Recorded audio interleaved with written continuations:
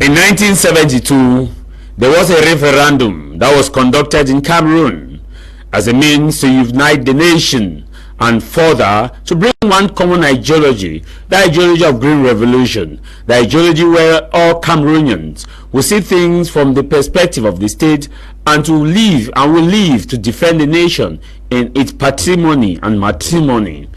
Within that same time, there was the abolition of the federal structure that brought in the United Republic of Cameroon. However, the aim of the referendum was to unite the people from West Cameroon and those from the East Cameroon such that they can have one common vision. And that vision, it is their shared geopolitical responsibility and their socio-demographic factors under which they actually were established before the arrival of the colonial masters. 53 years after the 1972 referendum, after the abolition of the federal structure, how united are Cameroonians across the 10 regions of our beloved nation? How united are the peace-loving people of this nation? And how much common vision are we bringing in to make sure that we live by the values of the forebearers, that values which is enshrined in our national anthem, in a beautiful rendition of our anthem, in which when you look deep into it, you will get to understand that that is the founding principle under which, whether you are from the north, you are from the south, you are from the east, you are from the west, you are from the northwest, southwest, center, littoral, far north region, you must abide by it and look at it as a foundation to establish a nation with integrity, honesty, accountability, fairness, and within the respect of the rule of law. Enshrined within the national anthem, O Cameroon, thy worth no tongue can tell, thy holy shall reign in the midst, then I repose. Thy tears and blood and sweat the soiled water on the hills and valleys, once thy tillage rose. Dear fatherland, thy worth no tongue can tell. How can we ever pay thy due? Thy welfare we will in toil and love and peace. We will be to thy name ever true. That name ever true is the foundation under which this nation is built. That name ever true simply means we will love, we will cherish, we will develop, we will respect, and we will build a nation where no Cameroonian is above the law and no Cameroonian is below the law. That nation, that every Cameroonian will understand that no one is more of a Cameroonian than the other. That nation that will respectfully disagree to agree. That nation that we know that we have the only one thing to do is to stay true to the value, like we say, land of promise, land of glory, and deep enchantment forevermore. But the question we are asking is, 53 years after the referendum, how much are we to the name ever true of Cameroon? We will be to thy name ever true. This is House of Commons. We meet Tah Mai Javis.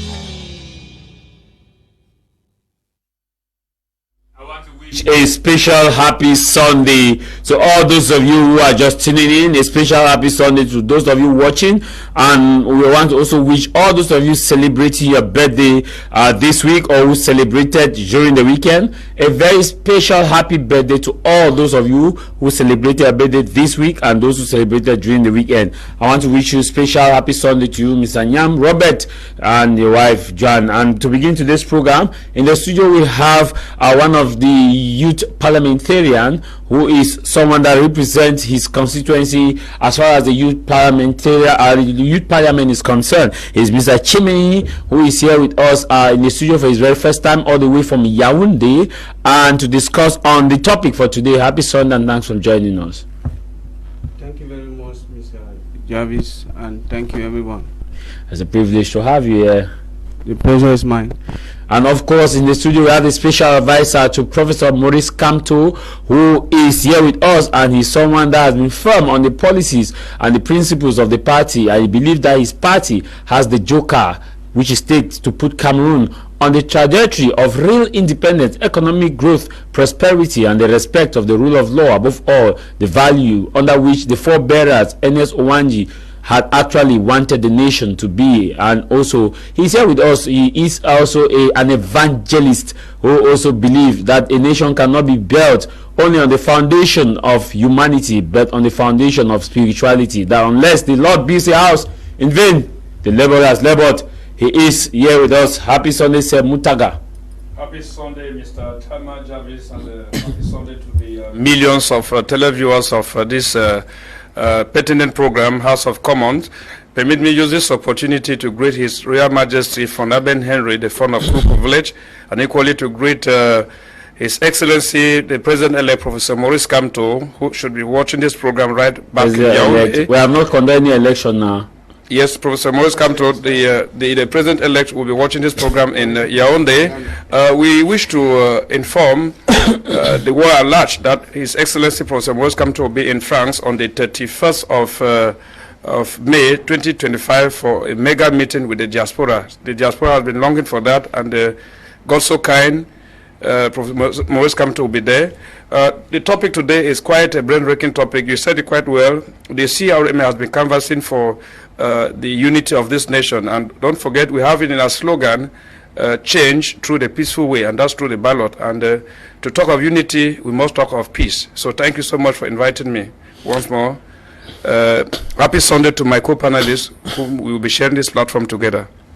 In the studio, we have also a very active member of the civil society, and he is a lecturer across some universities in Cameroon and has been able to train thousands of students at the higher educational level. His firm belief is that Cameroon must identify two things that make them unique and develop them. He has actually pointed out that if we be jack of all trades, we'll become master of none, and we will constantly be at the same circle, reading the same song and singing the same song and expecting a different result, which he captioned it at the level that we must grow beyond, drawing inspiration from the Singaporean experience. And he had once asked a question that if you look at Singapore, you identify one thing they are good at. If you look at Japan, you have identified two things or one that they are good at, which is what they are stamp their mark. And if you look at Cameroon, what do we have that we are good at? It has been a rhetorical question for politicians to answer, and over the years we expect that many politicians will address this. But sadly, across the political landscape, when you listen to debate, very few politicians look at what he has actually asked, and from his analysis, until we draw inspiration from what actually is identifying our strength in what in economic is called the absolute cost advantage, then we shall continuously to be a nation of blame, accuse, blame, condemn. He is also a director of a very big and renowned institution. For the sake of publicity, I will not mention it. He's Engineer Dixon, here with us. Happy Sunday. Happy Sunday, Mr. Javis. Happy Sunday, my fellow co-panelists. Permit me say happy Sunday to the Chief of Monument, His Royal Majesty, Opsonaibai, the choice of the people, and permit me say happy Sunday to my beloved father, Mr. Chu Isaiah Tabi, who is in Kumba, and happy Sunday to my mother, Tah Mai Javis, who happens to be in Kenya. And happy Sunday to all of our televiewers. And it's a rare privilege to share this platform to with my fellow co-panelists, refined minds, though different political ideologies, but I believe we all are Cameroonians. Thank you, Mr. Javis. Thy worth no tongue can tell. How can we beat thy name ever true? These are the members with whom we are going to share this panel. I begin with you, Nchiminyi. You are someone that have actually looked at the Cameroon media landscape for quite some time, and also you have been within the nation since you were born. And when we look at the things, how united are Cameroonians? You have been to the northwest, the southwest, and other areas of Cameroon. When you move across, how united are we? Thank you very much, Mr. Javis, for the question. with all sincerity, what I would say is we don't have a unity problem, because from the origin, the genesis with Britain and with Germany, Britain and France, Cameroonians has always been living together. The problem we have is eating together, not living together, because what is meant for everybody has been sidelined to some particular people. If you go to the north, you go to the south, you see both Anglophones and Francophones talking together and eating together. When you come at the national level, things have been sidelined. So, to my opinion, because that's my opinion, we don't have any problem of living together but eating together. Thank you very much. Okay, before we actually dive straight into this topic, let us look at what is trending across the nation. Mr. Mutagha, within the week we had hundreds of people protested in Malindi, in a locality, Moyoka subdivision, the southwest region of Cameroon, against military extortion and brutality, military extortion, intimidation and brutality as far as the conflict in the northwest and southwest region is concerned. Your reaction? Mr. Tah Mai Javis, I've always quoted a book of Jeff Archer, not a penny less, not a penny more. You know, making $1 million legally is very difficult than making it illegally. And don't forget that war, as you always have it, has its own logic. And the logic is that some people see in war a source of avarice. And it has not only always been with the regular soldiers, but it has also always been with the Turks who are also involved in war. When I talk of the Turks, I mean those who are using the asymmetric means of warfare. So when you go to the northwest and southwest region, you bear in mind that the military will not be left out from the accusation of the excesses. Don't forget that some of them who go to those regions get up being caught with the various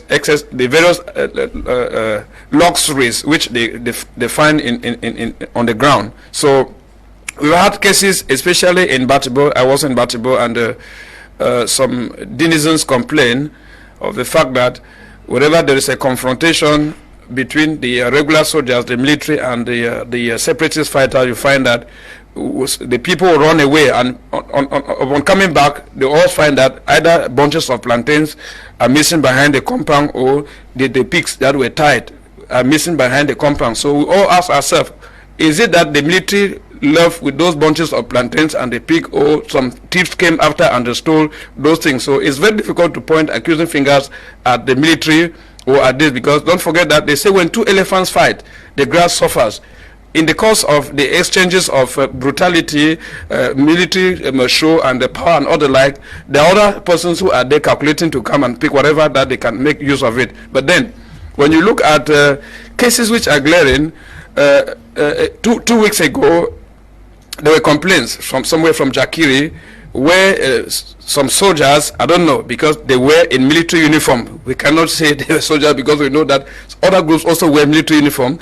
They burgled into a shop where there are electronic appliances like telephones and all the like, and killed the person who was the shop owner, and then while leaving, the shop was burgled and everything taken away. So it's left on the intelligence in place to carry out the investigation, and I'm quite sure it's just because our law system, our legal system is not the best. But then if it was, these people ought to have been brought to book, and the law takes its course. So it's regrettable that we are talking of war in the northwest and southwest region 8 years past, without President Paul Biya swore his heaven that the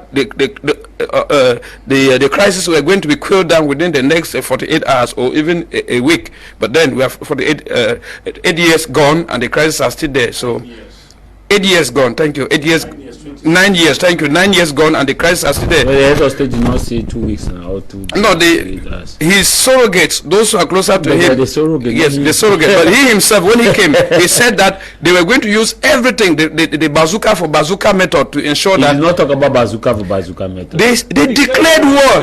When you declare war, insurgents. When you declare war against insurgents, it is who had attacked first. Yes. No, listen. I don't want us to go, Mr. There was Tah Mai. an attack before he Mr. Tah Mai Javis, I don't want us to go into the genesis because it might derail us from the program today. Briefly. Like I said, it was a bazooka for bazooka declaration, and such a bazooka for bazooka declaration made those who were for normal protests to be very prepared, knowing that they were going to have a confrontation. So like I said, a lot of suffering has been caused in the northwest and southwest region that we wouldn't be here blowing all the grammar. What we are looking on doing at this particular juncture is to ensure that we employ all our intelligence and strategy to see that the war comes to an end. That's why we've always called for a frank dialogue, for the two protagonists to sit at the table of dialogue and then see exactly what they have to do. Remember, any supposed pleasure in sin will yield more than its equivalence of pain. A lot of pain has been caused to this nation. The system in place has lost enormous amount of money from taxes which ought to have been paid. The two regions are declared economically singed at blackout, and honestly speaking, the war going on is not paying anyone, but it's a shame for a nation, which we ought to do everything possible to wipe out that shame and live unity as we have always been professing it. That reaction to what happened in Malindi, where we had hundreds of people protesting against this issue. Like he said, it's kind of very difficult to know because against military brutality, intimidation, and we're actually hundred the videos which I saw on social media which could not be played because of the dancing or the nature of the video was not actually professionally shot. Mr. Javis has been a victim of military brutality in Boya.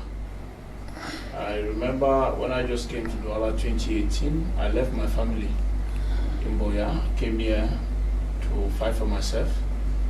And when I visited Boya, my family were living in a neighborhood in Boya called Dirty South.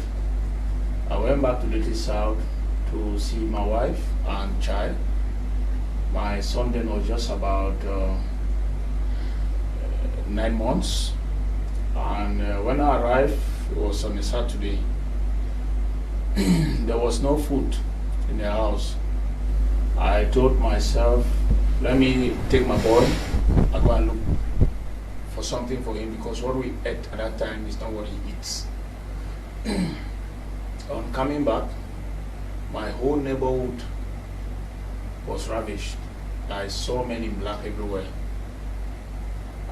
They took a lot of boys, and I was asked to join the boys. At that time, my woman was pregnant for my second child. So luckily I was on my phone. I would have been taken up. I made a call, she came, and I told her, please come with my ID card. But when they met me, I had no ID card actually. That was about 8 o'clock. When my ID card came, one of them said, when I took you, did you have any ID card? The man even lost sight of the fact that I was with a child. I was with my son. And I felt too bad, and thank God for the courage I had that evening. I spoke in French, but a little French I knew. I asked in French, who is in charge? To him, immediately he became scared, and he pointed the person who was in charge. I went and met the person, and I introduced myself completely. I said, I'm from Douala, and this is who I am in Douala. And I know nothing of what is going on here. I have been here just yesterday, and immediately I was released. But all the other guys that were taken, they went up. I thank God for the intelligence and of the officer. I can't even remember his name, but I saw humanity in him. If what is happening in Malindi, for the people to rise, it's difficult to mobilize people. Mr. Javis. Yeah, when they are 100, yeah, it's difficult to mobilize people. Especially in that kind of circumstances. Anybody who thinks that it's easy to mobilize people is somebody who doesn't know. For you to mobilize 100 people, if it is not a just cause, you have to spend resources. Yes, yeah, very correct. A lot of resources to mobilize people. They need to know why they are coming for you. And if you see a group of people coming out saying there are hundreds and there is no motivation, nobody paid them, it's something you have to look at. It means actually there's a problem. But I'm not in Malindi to say what they are saying is true or false. I haven't just given my office hand experience, what I felt 2020, 2021, which I think was unprofessional. Mm-hmm. Irrespective of who you are, number one, you can't interject me with a child at 8 and you just feel like because it's 8 p.m. and you'll be a criminal with no injunction. And sometimes some of these people go out and perpetrate some of this act without even a mission order. I have had scenarios like that in Douala. I'm a very courageous person. I am not scared of uniform, and I'm not scared of the law. I had a scenario where people stood in front of me, they had weapons, and I asked a simple question, that can I see the mission order that permits you people to perpetrate? And I refused to do anything they want. I said, I'm ready to go to the station to declare whatever you want me to declare, but here that I am, I will give nothing. And immediately I saw that they may be real policemen and real gendarmes, but they are not authorized to be. They're acting ultra-vires, yes. Yes, at that time. So sometimes the population also condone, and the fear makes them not to question because they don't even know their right. You know, when you intimidate the people for too long, these people see intimidation as a norm.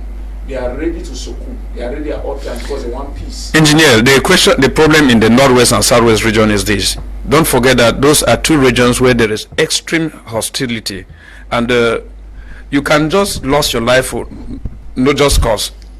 Resisting even to disclose maybe identity because those soldiers have come without a mission order. They can tack you a name and then waste you just like that. Yeah, and that's what has been going on. Yeah, that's even the worst part of it, because wasting of life is part of intimidation. But in science, we say matter is neither created nor destroyed. Do I know where you come from?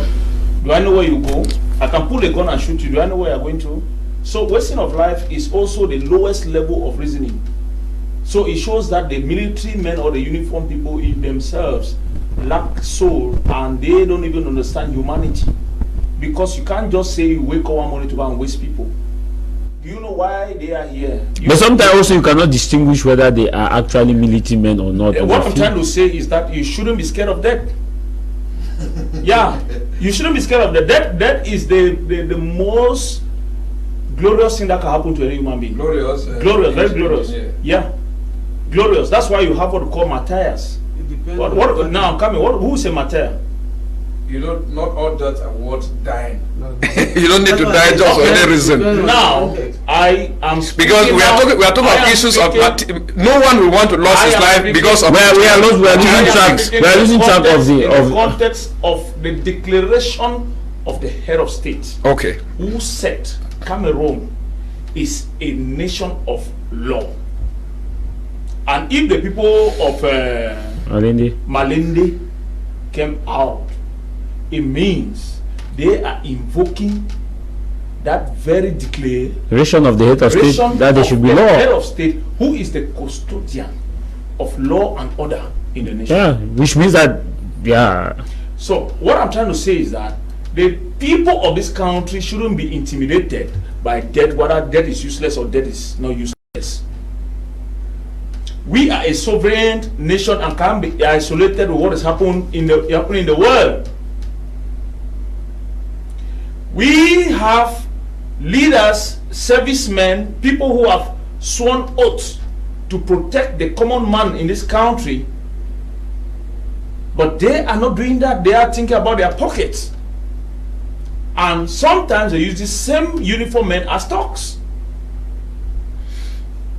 Now, where does that keep the population? So if I see a population coming out, what I'm trying to say is this: the authority that be should see that there is a problem in Malindi and resolve it. Malindi, and try to see who is at the head of command, but be the gendarmerie or the National Security Force, which is the police, who is in charge of Malindi and what is happening in. Let the security report come up and let justice prevail.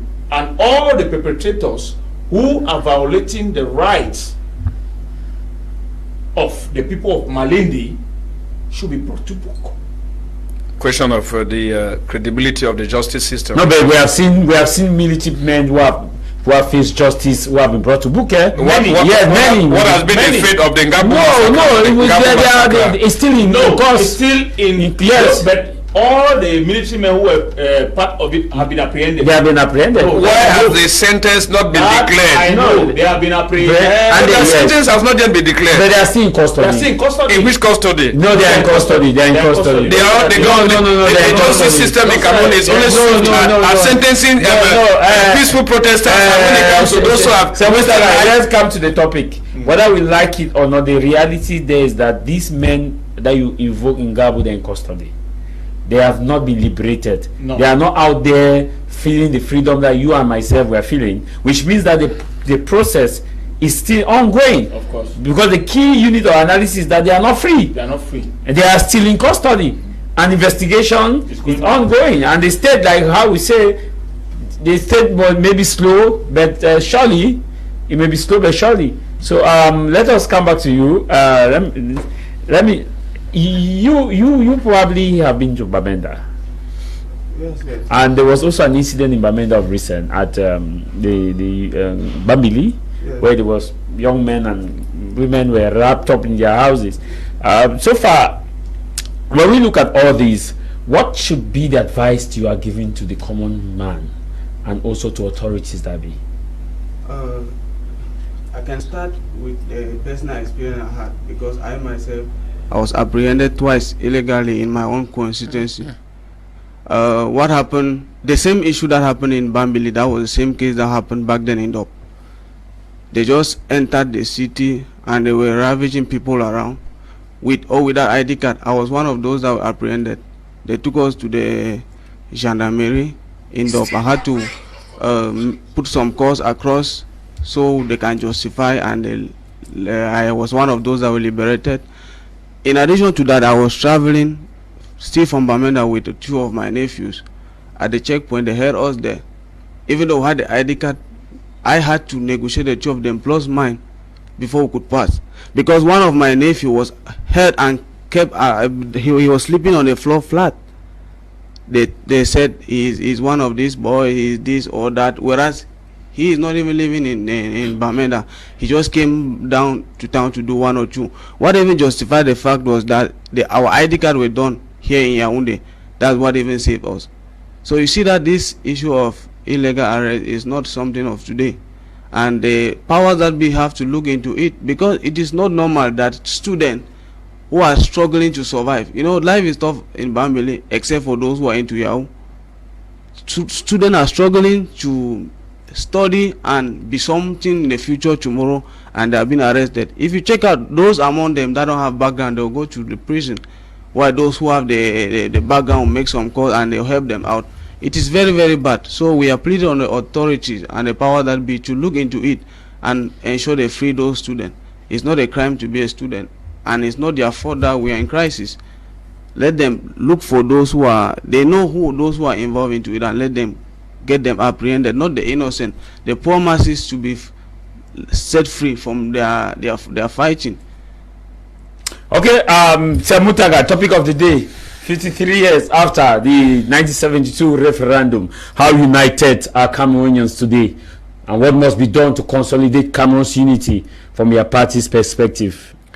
Mr. Tah Mai Javis, honestly speaking, Cameroonians are united in their misery and pain, very united in their misery and pain, and they are divided in the enjoyment of luxury and tranquility, especially with regards to road infrastructure, regards to quality education, pipe-borne water, and other issues. So, if we are talking of 43 years after the 1972 referendum, I would say, President Madu Ijo, you recall that he talked of unifying Cameroon in order to ensure that he quelled down all the ethnic tensions that were supposed to constitute a menace to his government. But then a lot was not taken into consideration, especially the heritage of the two people who came into union in 1961, especially during the independence period. the referendum that was carried out in 1961. That's for the Fumban Conference, excuse me. So you realize that after the 1972 referendum to get the United Republic of Cameroon, there had been grievances boiling up, especially with regards to the English-speaking side of the nation, because we know even the Bamenda High Court decision of that was in 1992, where a good number of people were arrested and then taken to Yaoundé, and the court ordered their return to Bamenda, and then a verdict was given and the verdict overruled. You find that there had been infringement of the laws of the southern Cameroon, especially by the central system in place. So those caused a lot of grievances, and you saw that after such a long period of time, right up to the 1990, there had been just a unique party, which was the CNU in place. Cameroon National Union. The Cameroon National Union in place, and power was still really centralized in Yaoundé, and that was in a guise to ensure that unity remains a fact and not a myth. But it did not yield any tangible fruit, because there were still grievances boiling up, because people were exasperated with the over centralized system in place. So multipartyism came up in 1990 and 1992. The first presidential multi-party elections, the first multi-party elections were conducted, which we were rightly told from unconfirmed sources that Nijon Frundi won. And what transpired from the elections was that some people said, and some have even said it, that they said it emphatically, that they were not going to allow an Anglophone to take over power in 1992. Listen to what I'm saying, because you will still understand that the original import of unity, by unifying the people, because unity has to do with mutual respect and trust. You know what I'm saying? That trust was not there.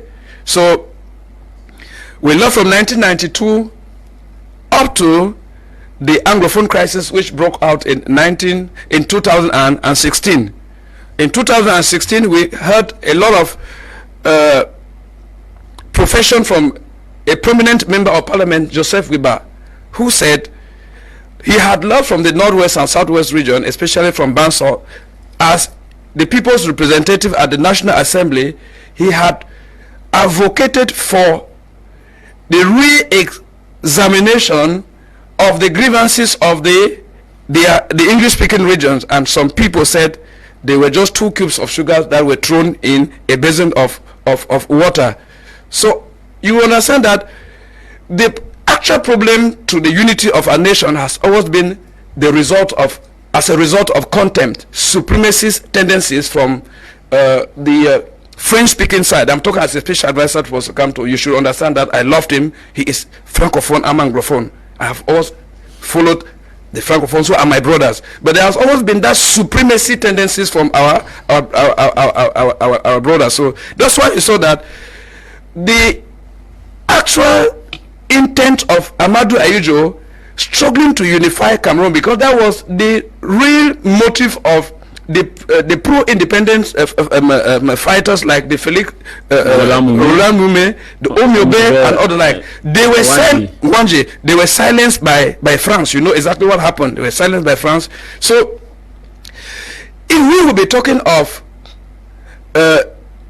how meaningful has the referendum of 1972 been in terms of ensuring that unity reigns in our nation, we should be asking ourselves, on what parity have we been dealing in governance issues or governance policies between the French-speaking side and the English-speaking side that accepted to come in a union in 1961? That was a problem that the UPC wanted to solve before independence. The UPC, that's what I'm saying. Their objective was to have reunification before independence. Before independence. So you find that there's still the question of reunification in our nation with identity, ideological issues. Yes, identity, ideological issues.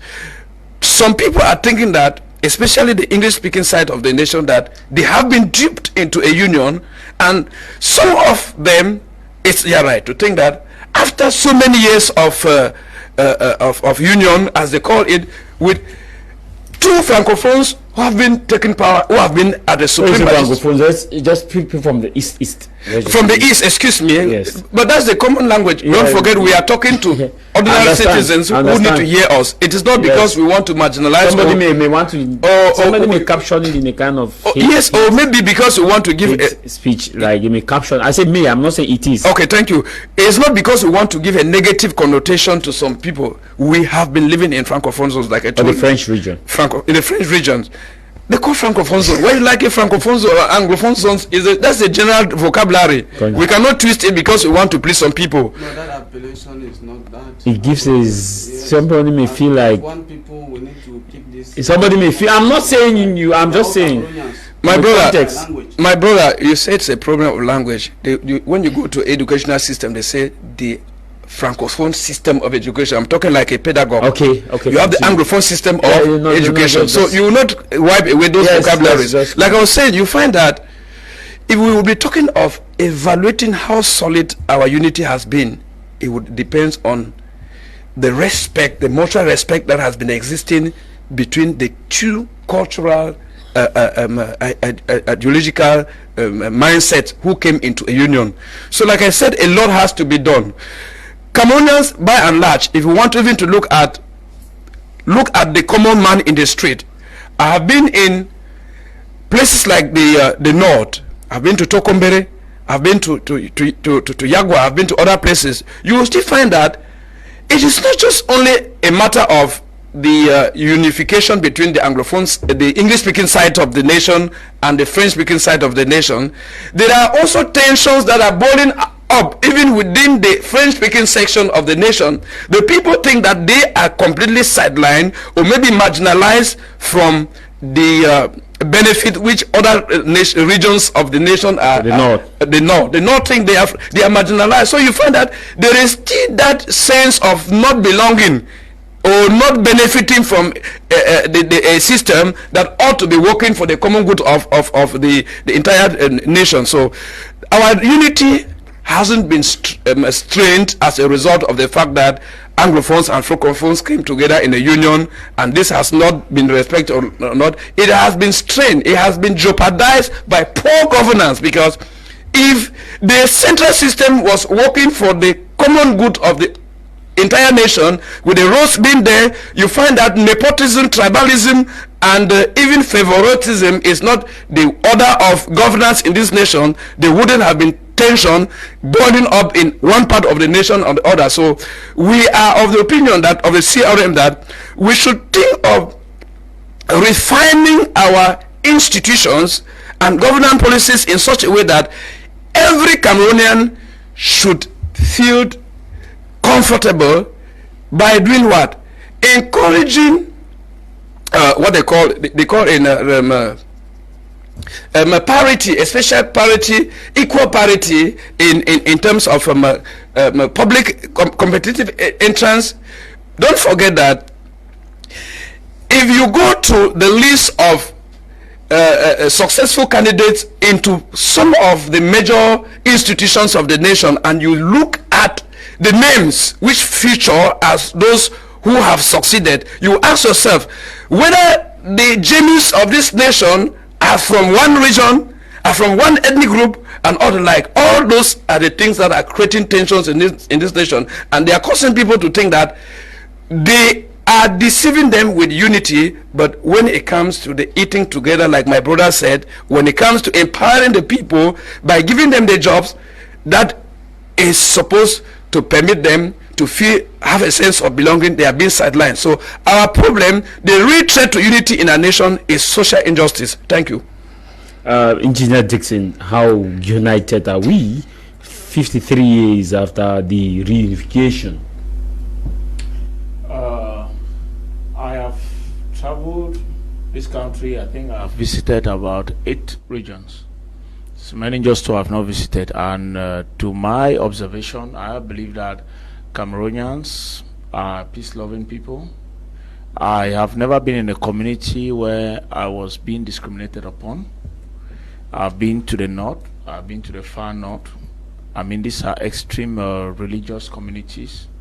I had friends who are Muslims. When they have their feasts, I'll be invited. I've been there, and we saw ourselves as Cameroonians. But when it comes to the political class, I think that's where the problem really is, because the impression that we may not have unity in this country comes from those who have been entrusted with service to this nation. At the level of politics and the administrators, they are so biased. They have no idea of meritocracy, and they have succeeded in isolating this country in respect to what is going on around the world. That is why an average Cameroonian today wants to travel out of this country. Many of children who are of age average 23, 24, if you talk to them, they believe they have a better life out of this country than here.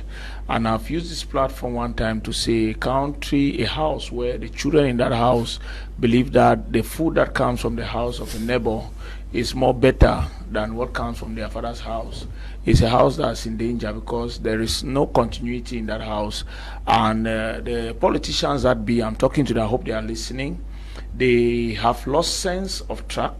And I think that they should, with honor, either redress their steps or give up those positions they are holding. Because I, for one, I am not comfortable seeing a lot of energy going out of this country, which I think can be used. And if you go to the embassies, yeah, I know what I'm telling you. There are thousands. I know what I'm talking about, and they know the number of young Cameroonians that are traveling out of this country. That's why they is the passport. Why is it you feel everything to them is money? They saw that people want to make passport more. They prioritize passport. Even the IT card that have come out, they say 48 hours. It's not 48 hours. Again. Yeah, it's not 48 hours. People have applied. It has not come out. They say no, they should come again after 3 weeks. You can imagine. So I'm trying to say that we have people at the helms of affairs of this nation that are the very people saying Cameroonians are not united, but also at the grassroots, we don't see any problem. Every neighborhood I've lived in this country is peaceful, but for few unemployed youths here and there who are doing pickpocketing in cartiers. But these are not real criminals. These are people, if the country was functioning well, they wouldn't be where they are. And I think that what Captain Ibrahim Traoré is doing is making some of us question the system of government in Africa. And you see the support that he's having. Mr. Javis, when I read your topic that you posted today, how unified are we, I started questioning certain emblems of the state. You won't believe that I've come even to your station today. I don't see any Cameroon flag in front of your station. That is not patriotic. I expect to see a Cameroon flag. Now, why Cameroon flag should be in every institution? Because that's what we run bow to any head of state. We have the effigy of the head of state. I'm coming. We don't bow to the head of state. We bow to the flag of the nation. So institutions in Cameroon, to show patriotism, I'm coming. Whether private or government, it begins from there. I've come here, I've passed through clinics and hospitals, no flag. And it means nothing. The institutions that have flags in this nation are only government institutions. And sometimes when you visit the government institutions, you enter there, you discover everybody is protecting his interests. Now you ask yourself that where is the unity? At that level, it's not there. But when you enter the quartier, the quarters, you discover we have unity, we have no problem. The woman doing pop-off and beans, I leave my house, I go and eat her pop-off and beans. I don't quarrel with her. The man selling provisions in my quartier, I go there, I don't care your nationality, I buy from you. So I don't think that at the grassroots we have any problem with unity, but I think that when we start manning the affairs of the state, there's a problem with unity of this nation, and to me it should be addressed. I said something one time that we can never isolate Cameroon out of the how many nations we have in the world. If you have been blessed to be leader of this nation, you should be looking at your country in comparison with other countries. But if you spend all your time looking at your country in comparison with tribes, you are so myopic. If I start saying, oh, because you are BT, oh, because you are Nordis, oh, because you are from, that is the most myopic way of seeing the globalist system that we are getting into. Look at what Donald Trump just did a week ago. I think he went to Saudi Arabia, made certain demands, and the crown prince of Saudi Arabia and the Saudi Arabia administration Benzema, yeah, told him, if you want us to do this, you must uplift sanction from Syria. Okay? And it was signed. That is somebody who instantly signed it there. He signed it as a president, the most powerful nation in the world. He conceded, and to show the Saudi Arabia administration that he's a man of good faith, he visited Syria. Go online and verify. He went to Syria, sat with the Taliban leader, somebody who was 10 terrorists. How many years ago? And today he had a bounty on his head. Bounty, $1 million. Around $10 million. Donald Trump sat with him. With terrorists. No longer terrorists. He's not a leader of Syria. Please, I'm putting my point together. Don't debate me. Don't put water in his mouth. Don't put it in his mouth. So this is a world leader understanding. The current Syrian president now had a bounty on his head, and he was uplifted in 2019. And even hawk him.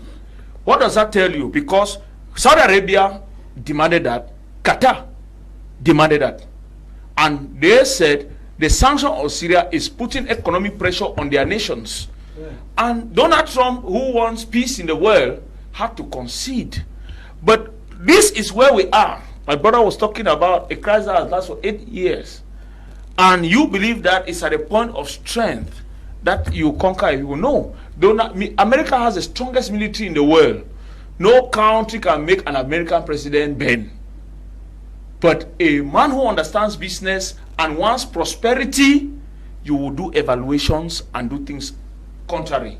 And I think that is what I have seen in Donald Trump. So I want to say that we have a golden opportunity to unite this country, and I think that if real men who have dignity and integrity, who are of character and have the possibility to man affairs of this state, I believe Cameroon will be paradise. So are you saying the ones that we have are not? What I have observed, not that they are not. There's nobody who has been elevated in this country who is a nobody. That I can attest to that. But I don't know what happens when they climb up there.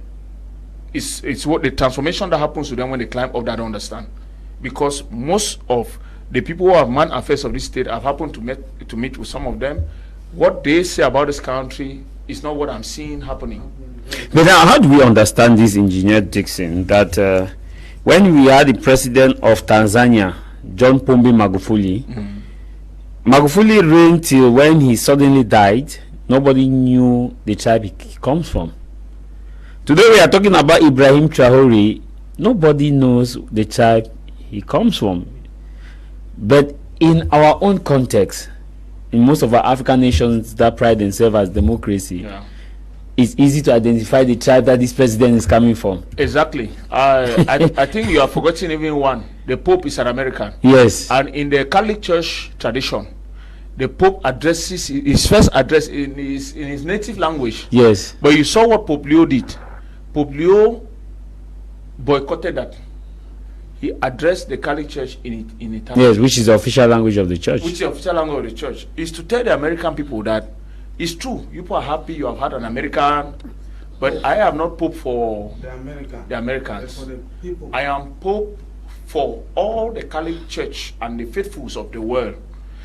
I think that this is where our political class are missing it. Mr. Javis, I have visited Dangote Cement here in Douala. The top engineer, there is an Indian. He's not a Nigerian. Okay?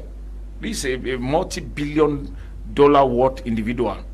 It's easy for him to go and take his... And he was with Trump at Saudi Arabia. I'm coming. It's easy for him to go and take somebody from the north. He's a northeast in Nigeria. From Kano, I think Kano and all those states. To come and make head. Right? But he went and took who? A professional. From India. And make head of his company. Now, When you come to our country, see even private businessmen, you see somebody owning a business. He knows that this young man is very competent, but say this young man is not from his tribe. Yes.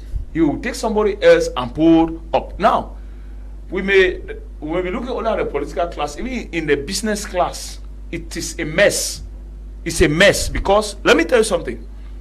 Cameroon stands the only country that don't have a lot of international businessmen. And if I'm happen to man the affair of a country like that, there's a problem. International businessmen, look at Nigeria. How many Nigerian companies are in Cameroon? Many of them. UBA is Nigerian company. Tony Lomelo is the CEO of UBA. Okay? Access Bank. Access Bank, Nigerian. Okay? Now, as I said, how many Cameroonian banks are In Nigeria. it should tell you something. Okay, Tony Lomelo came and opened the UBA in Cameroon. Did he put a Nigerian there? Go to UBA, it's a Cameroonian who is there. Does that tell you something? That once you want to do business, you want to get into politics, and you want the economy, you are for economy And competence. you have to go after competence. It's not a political because I have seen competence people in this country who have never been given a chance and they died With knowledge. with knowledge. And that's why the grave is the most You have understood it all. the highly So resourceful it's place. high time we get awakened. Okay. And if we don't arrive at that, there will still be disunity at the highest level of this nation, and it will not take this nation anywhere. Hello, Mr. Javis. The topic is incredible. Please say hi to Mr. Cho Dixon. Tell him it is Ayuk Thomas Agbo. I will be glad to have to get his contact. Director of Orphanage of All Nations, Tiku. Of course, says he needs your contact. Okay.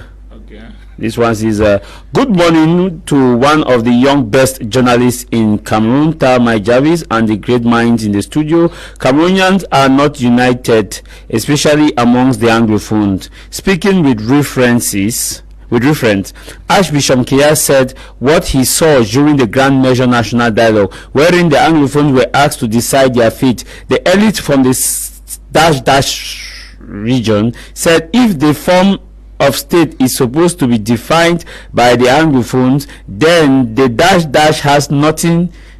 region has nothing to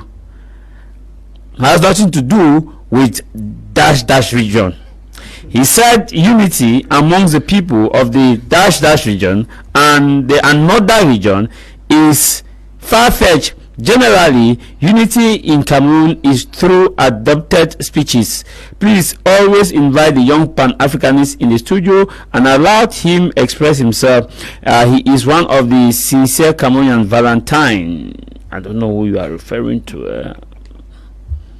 Cameroon. Someone said we are just 2 cubes of sugar. With the person say cups. 2 cubes of sugar in the basin of water. Mr. Tah, is that not hate speech? Cameroon is that not hate speech? Cameroon does not live in a unity state. While people are dying in other regions, we talk about national unity. When you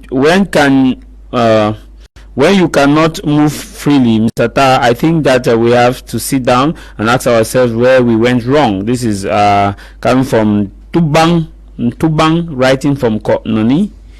This other right, it says nice program, thank you guys for discussing this issue. I think I condemn the arrest in Bambili. The military know where those who are selling hard drugs are in Bambili. They know, and we have been telling them where these people are. They are not going there because that is their source of income. They are instead coming to get innocent university students who are risking their life to even go to school in an area where Amber has said no school. Instead, the military was supposed to protect these people and make sure that they have the best of security. But when you go around arresting students, even in their hostels, it tells you that you are against the resumption of schools in that area, which means you are aiding and abetting the enemy. Thus, you should be investigated. All those who order for the arrest of those students before any competent authority should be arrested and be investigated for trying to denounce and discourage people from going to school in a nation where the head of state himself has been clear that education must be the fundamental human right. Anyway, how do we get to this situation where students are actually being attacked They should go after those who are selling hard drugs. They know where they are in Bambili. They should not pretend. You have been to Bamenda, eh? Yeah, in Bamenda. Maybe we don't know the situation in Bamenda. Eh? What he said is actually right. The powers that be, the military themselves, they ought to encourage the students that are struggling hard to go to school, not to be arresting them. This issue like this is going to discourage a lot of students that want to go to school. Very soon we'll be writing the GCA advanced level. From there, students have to go to university. With this image that is going on the media, you will not risk your own son or your own daughter to go to Bamenda to go and study there. So it's they have to encourage the youth that are struggling hard to study, because the economy is actually hard. We are all aware of that. Okay, let me ask you my question now based on the topic. What must be done to consolidate national unity in this our nation?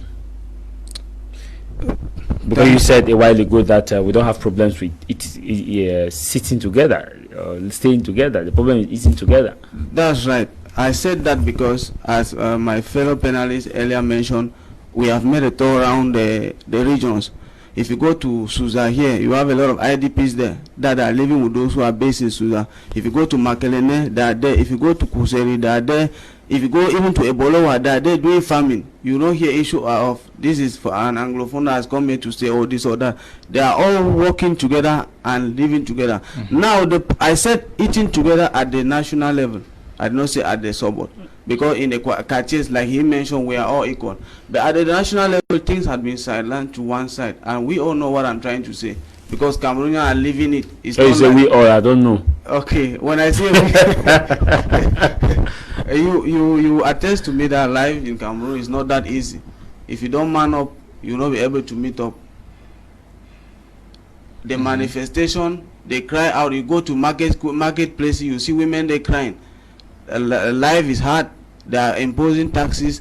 They are closing down shop. Those are struggling. They want to settle by the roadside. They'll come and drive them. This or that. The fuel of price is increasing. Transport fare increasing and all the like. So this is a daily life that we're living. We are not supposed to be ignorant of it. Coming back to your question of what should be done, the truth is the power that be knows what they have to do. That's just the reality of fact.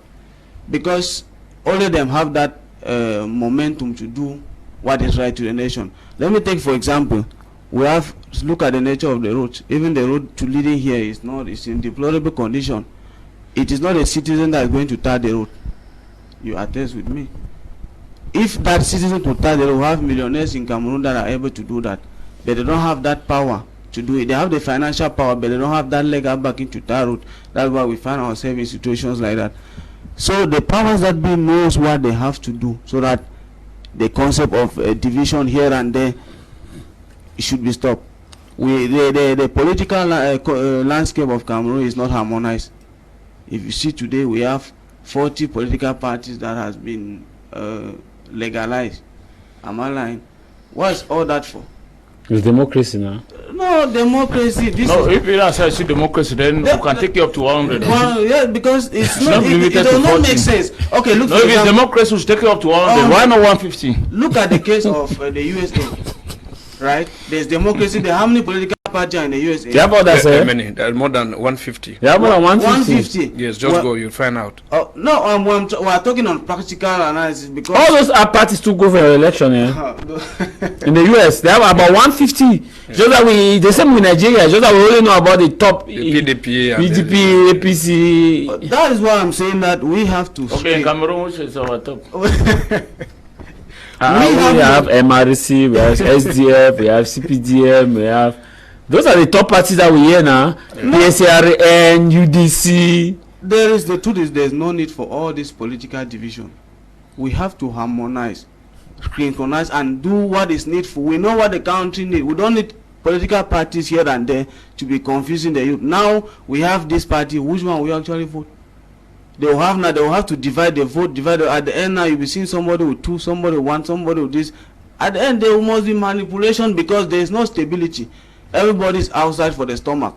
If you want to check detailing, most of these things for the stomach. So we are pleading on the government to see into it. They know the cry of the poor masses. They know the life they are living on daily basis. I believe even if the ministers, the governor and so on, they don't go to the market, their wives go to the market. Or their cousins, their nephews, their nieces go to the market. No, I'm just saying, every governor visits the market of his area. There's no governor a governor cannot be in Douala go and be buying in Boya. That is it. So they know the market. When they are going to the market, they pass through the same routes all of us are passing, and they are not blinded. Let's face fact. It's true that some will say, oh, the road is fine, this and that. We need to be truthful to ourselves because we are suffering. We need help. But you are accusing them of not being truthful. I'm not accusing. I say we need to. I don't know. I say we need to be truthful to ourselves. That's why I'm being truthful to myself. I'm not pointing fingers at anybody. I'm just speaking fact. Let's take example of Ibrahim Traore. We are mentioning now. Go and see Burkina Faso in 2 years. Do they have road issue? No. Electricity issue? They still have road issue, but he has improved on what he meant. Yes, that one. Rural areas. Rural areas. Yeah, but he has improved on what he. Yeah, they used to have as of the time that Compaoré left, even the Abana, the previous coup leader, they had just 5,000 kilometers of travel. Yes, that's what I'm saying. With just 2 years, he has done a lot. Yes. That those that were there. So it's to tell us that we equally there's no harm in copying. Yes, there's no harm in. What do you mean that there's no harm in copying? We need. So you want a coup d'etat? No, I did not say so. He has not said so. No, he has not said so. You and your party, you use your forcing statement to people's mouth. I didn't mention that. He has never mentioned. He said a copy left from them. Yes. Development. We're not talking about this. They're not bad in copy. If I what? That's where the question is. We're going to say development. We need context. That we need 2 years span. We can construct. We are saying it's improved. It's everywhere. Media is not fighting. I'm talking of improvements, sir. So we have to be, like I said, we have to be truthful to ourselves and know that the masses need this. Even we don't do it for ourselves, let's do it for the next generation because we have a legacy to keep. If you go to the same Burkina Faso, you see the statues of Thomas Sankara is being elevated. Yes, they inaugurated Thomas Sankara Museum because of the value he left in his nation. An event that brought the Prime Minister of Senegal, Ousmane Sonko was there. The Prime Minister of Niger was there. A good number of top government dignitaries across Africa actually attended. They were there. That was because of his influence. What he did during his time was remarkable. There are some people that when they die, you'll never remember them because of the legacy they left behind. The truth is, nobody is going to stay here forever. Even the Bible says that a good name is better than unworthy riches. Let us leave stomach politics aside and face reality. Help the people are in need. You are there to represent the people. You are the voice of the people. Let the people feel you. Okay. Let me take on this message. This message says, happy Sunday. Thank you very much, Javis. I really enjoyed you all. Dr. Zambu from Yeneba village. Sorry if I don't have that. Yeneba. Yes, if I don't pronounce it very well. This one says, hello, good afternoon to the studio. It is Mercy, a student in Bambili. My point is the government should make sure that they redress the security situation in the country. Most of the university students here in Bambili were being taken from their homes on Thursday to their barracks. Wow. You see? This other one says, Mr. Javis, I am writing from Bambili. Let me be very honest with you. Some of us were pulled out of our homes and we were sitting and reading and were pulled out of our homes without our ID card. They even did not give us the permission to take our ID card. They just pulled us away from the house. And I'm telling you why I'm saying so is because some of us had the ability to call some people, but not everybody.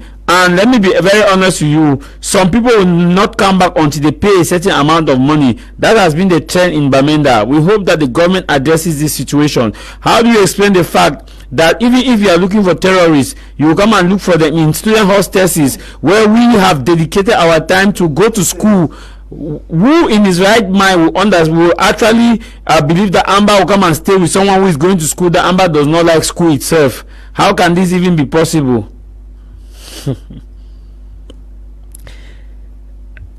I am writing from Bamenda. Please, the situation in Bamenda needs a serious look. The issue in Bambili, we know that maybe they are looking for scammers, but to be very honest, this is a wrong way of going about it. It is discouraging. Sometimes you never can tell. If today it is not amber guns, tomorrow it is intimidation. At the end of the day, where do we stand? A lot of messages coming from Bamenda. Mutagha, you said Cameroonians are united in poverty. You said Cameroonians are united in misery. You said Cameroonians are united in pain, which means that all of us in Cameroon are suffering, including the head of state now.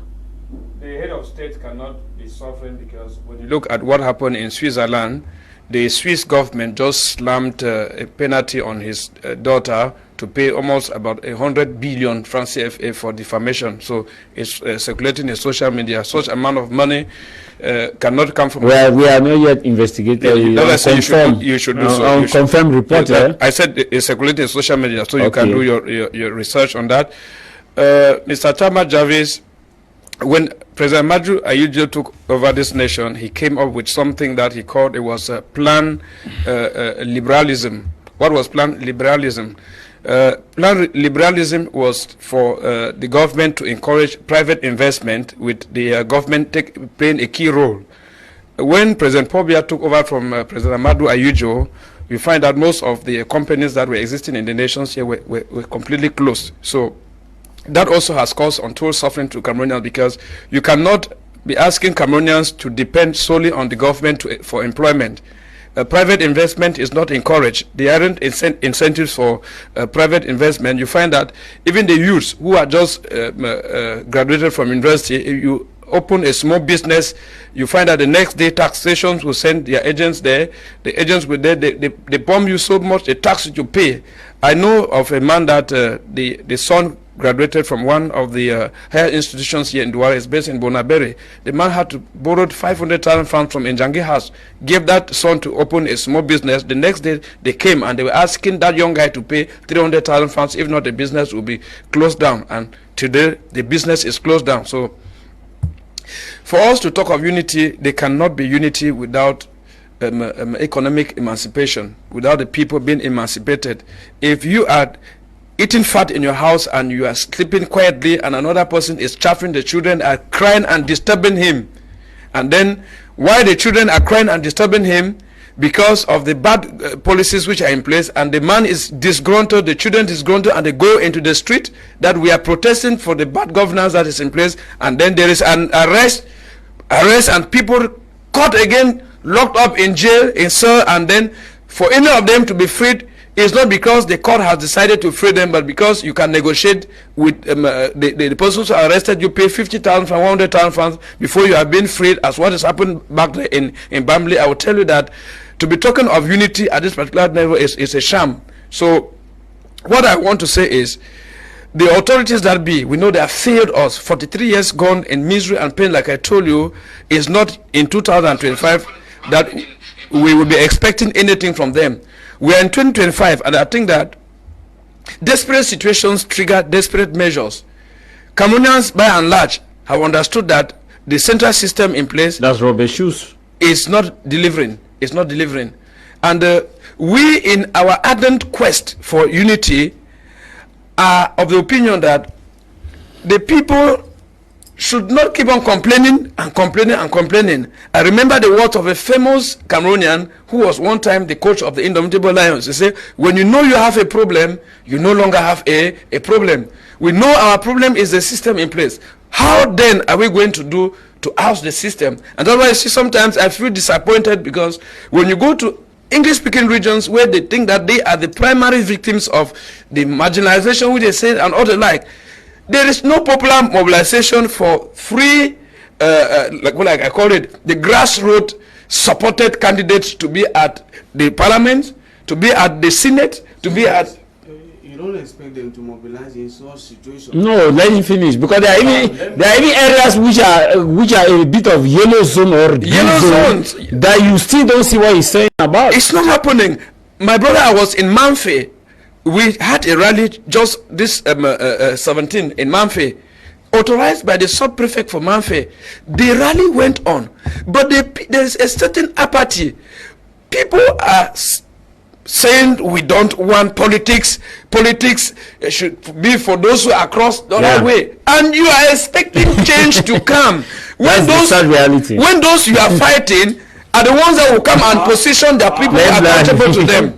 They will come and position their persons who are accountable to them, and you expect change. So if it were left on me, what I should be thinking on for us to do, especially those who are in the far north who are crying that we are being marginalized, it is high time somebody told them the always song of crying and crying and crying would not change. Let us who are the base, because power belongs to the people. We are talking of democracy. They say power of the people, by the people and for the people. The people should be ready. The CRM is ready to invest candidates who are the people's choice. We are not going to be basing politics on elitism. The people should be able to tell us that this person is credible at the grassroots. We want him to be our representative at the National Assembly because he's going to be directly answerable to them. So what I want to say is, at this particular juncture, Mr. Tah Mai Javis, the bad roads are there. There's economic crisis. There is nepotism. Before you accept a NAM, it must be because you have a godfather. It's not based on meritocracy. Before you even have ENS, even though there's no direct recruitment, you must know somebody who knows somebody who will help you there. If you are the son of a farmer who has never had that opportunity to rob soldiers around the corridors of powers, you are in oblivion. So the people cannot remain in such a stalemate and then expect that manners will come from, or an angel will come from heaven. The Bible says in the book of Psalms 115 verses 16, it said the heavens belong to God and the earth has he given to the Son of Man. Okay. So we have the power to give the earth the form we want. And this is the moment Cameroonians must bury all egocentric tendencies and then work for the common good of their people. I am advising those in the northwest and southwest region. If we are left within some few days to the close of registration on the electoral list, go and register. Let those who are fighting for independence and all the like understand that you can never put your eggs in one basket. There are times you need to diversify your resources. If independence does not come today, those who are in power will continue impounding on us because you have stopped one person from going to register and you were fighting this and all the like. This is a time we need to re-strategize and see how we can come out with a messianic solution so that our people can be united within the bottom of their hearts, and also we see that joy crystallizing from their faces because they are living in affluence like other persons have been doing. Very briefly. So that I'll get to Nchiminyi. Okay, as the youth representative that I am, my co-panelist, my co-panelist, the people are trying their best. Let's be frank, they are trying their best. You talked of you went to Manfe, did campaign and this or that. You will go to Manfe after you come back. You don't know what will happen to those that will be left there at Manfe. What the people are doing mostly, they are doing it in the back door. They don't want to expose themselves because there's a lot of danger at risk. Imagine the arresting student. One more of you that will showcase your support to some parties that maybe is not. My brother, I was in Manfe. I was at the Lakeham office twice on they call them on working days. The offices were locked. Okay. I am not. Because of who? The tax. Excuse me, those who are fighting for independence are the ones who do not want those institutions to function. Honestly speaking, they are not the soldiers. That's why I say that they have to try to diversify. You cannot keep on impounding on a single solution or a single way for over 8 years. You need to accept. These guys will remain in power and they will keep on oppressing us. So you need to accept the fact that the people are trying their best. If you could not see the elected workers on seat, what do you expect of the people? If that was actually open as you are saying, then the people will try their best to come. But if they are not on seat, you will not expect the people to come and register when the office itself is locked. Answer. If you go to legalize a document and the office is locked, you cannot. The office is not locked because the military and the police have asked it to be locked. It's because some people don't want those people to operate.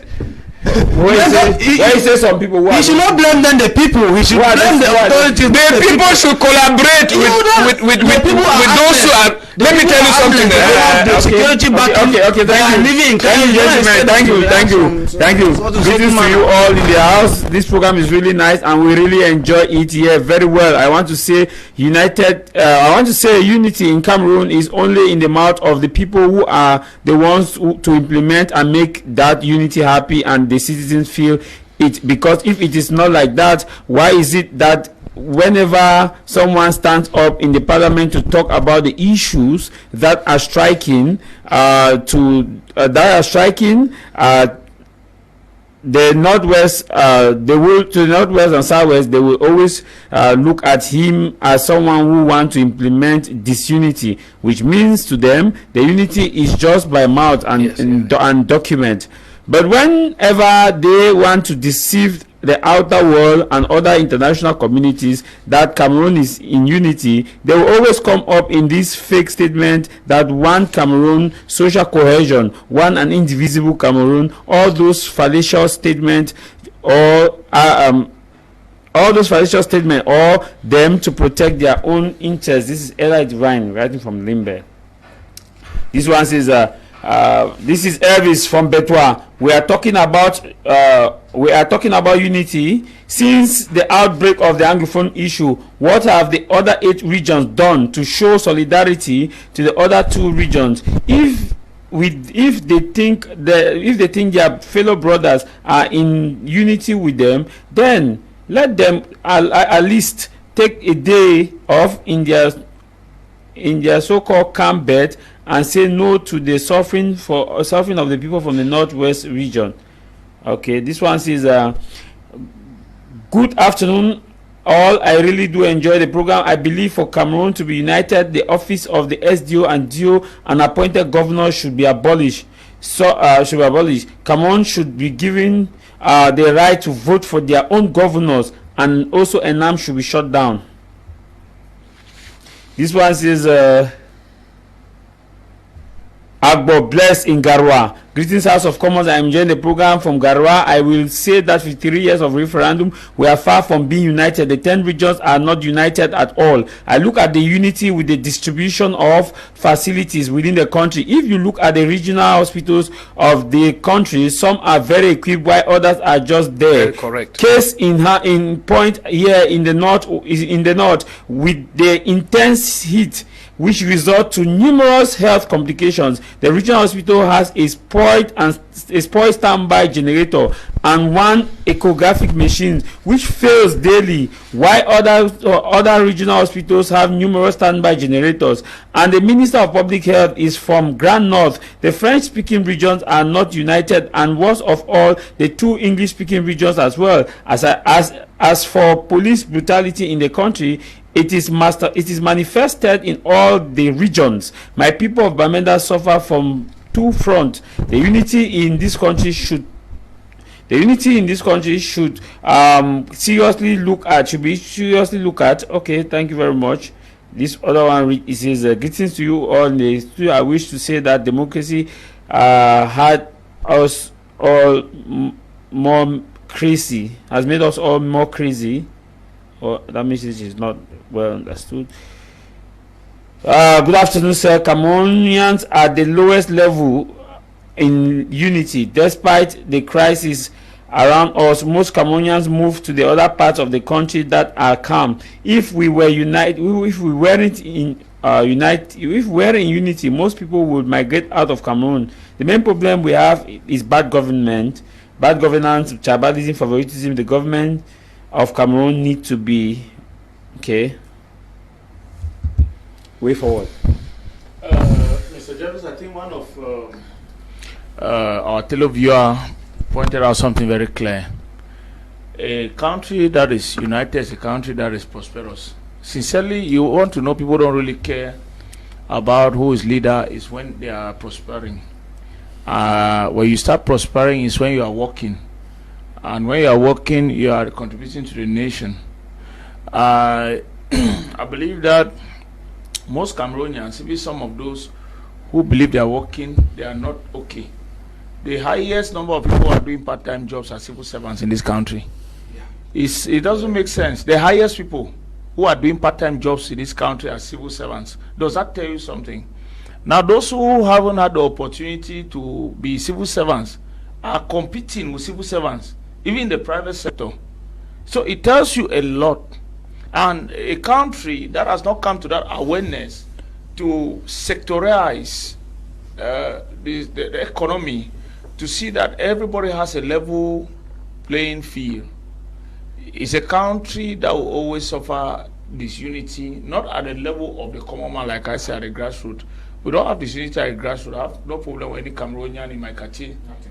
But at the level of the sharing of the economy of the state, the marginalization, the disunity is in the level of the offices. There will always be problem. There will always be problem. I think that a lot happens and the country take it for granted. During COVID, taxes were reduced, which was a good thing. I saw our Prime Minister came out and made a good announcement on certain taxes that they are taking off from businessmen. But Mr. Javis, do you know that when those taxes came back, it was unannounced, and many businessmen were taken aback because the taxes came even attack even those who are non-businessmen. Before I wake up one morning, I saw that for me to withdraw 10,000 from my memory, I have to pay 200 francs. Yeah. Yes. Before I discovered I want to go and do vignette for my car, I discovered that a V6 car, small engine, they say vignette now is 60,000. 60,000. Before I discovered, before they said physical stamina is 1,500. From 300 to 500. All of this wasn't announced. So it's just like you are in a country that is being managed, and then you are waking up one morning to certain reality. Not going far. Last year, before we went to December, they said now to kill fowl you pay 200, to kill goat you pay 1,000, to kill cow you pay 5,000. Then you are like, imagine it. You are like, what the hell is going on here? You get what I'm saying? Now, I want to say this. I am talking from spiritual standpoint. I believe that even the government in place has been duped by the international community. They may not be open enough to accept it, and they are doing everything to manage the situation at their level. But how long will they manage?